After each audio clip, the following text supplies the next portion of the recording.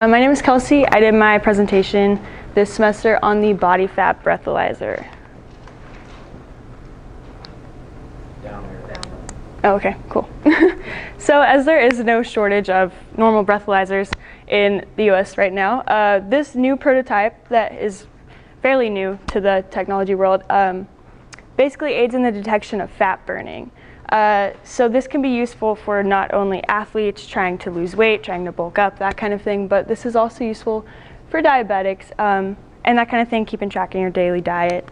So this is what it looks like. There is a few prototypes kind of going around right now, but I'm going to focus on the Level body fat breathalyzer today. It's about the size of your hand, pretty small, looks like a normal blood alcohol content breathalyzer, and then has a little tube and you just blow into it. So it's pretty easy to use. The individual using it pretty much just blows into it like a normal breathalyzer.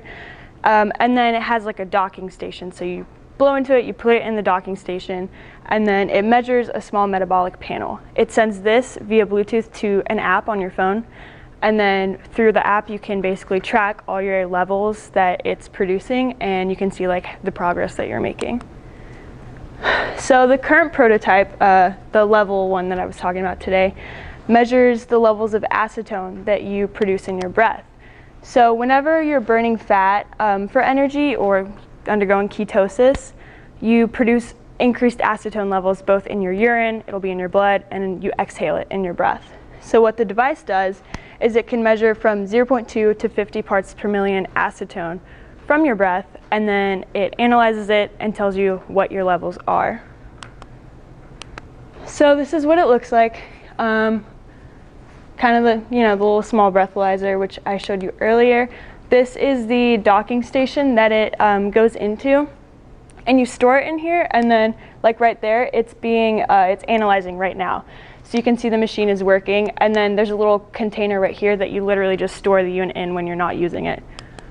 These are the calibration canisters for it. You do have to calibrate the machine on your own, keep up with it, and keep the maintenance to make sure that your levels are staying accurate.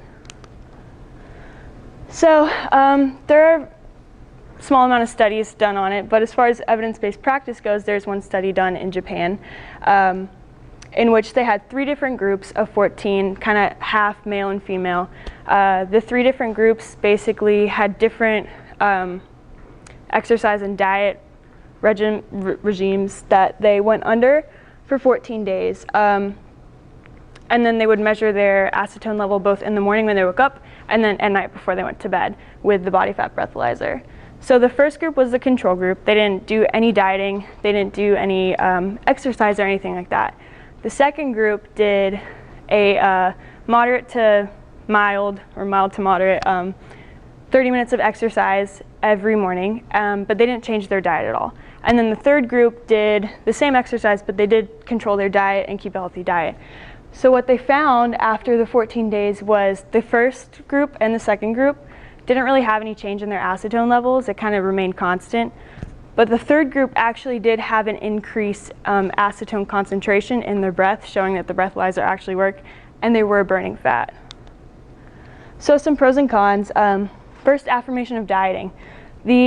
When you're dieting or trying to lose weight, that kind of thing, you can get frustrated, not really know if you're burning fat, not know what's going on.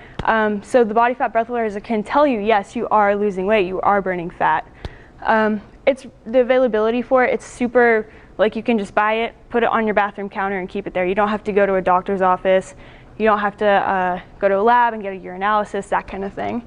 It's super easy to use. As I talked about earlier, you just blow into the thing and then it sends the data to your app.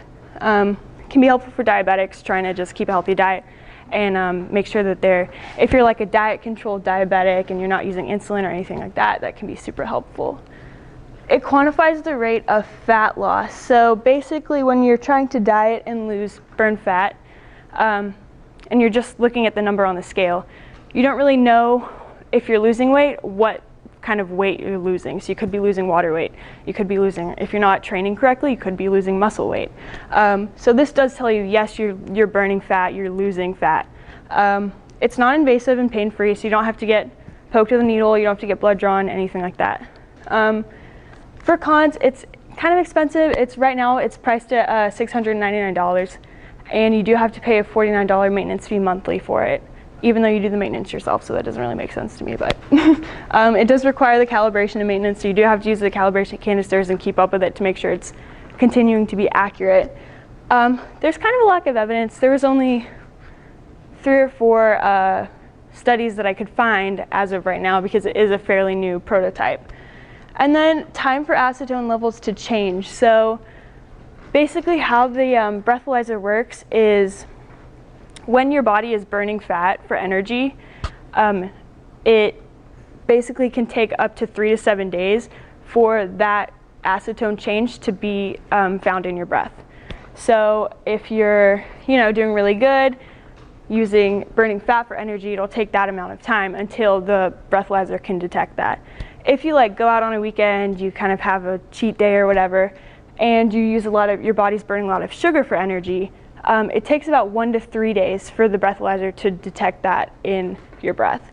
So basically what the results that you're getting from this could be something that you did a few days ago. It's not from what's happening right now. And yeah, that's everything.